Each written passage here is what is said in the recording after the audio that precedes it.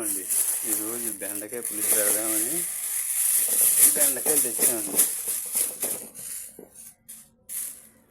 అయితే ఇందులో ఇంత ముదిరున్నాయి, జాత ఉన్నాయి చూడాలి. సరే, ఇది ముదిరే, ఇది లేతీరా కొట్టించాం కాబట్టి అక్కడ ఇది లేతే, ఇవి లేతయే. ఇవి తెచ్చిన రోజు వండేసుకోవడం, లేదంటే మరుసటి రోజున, లేదా ముదిరిపోతాయి. ఇది లేతే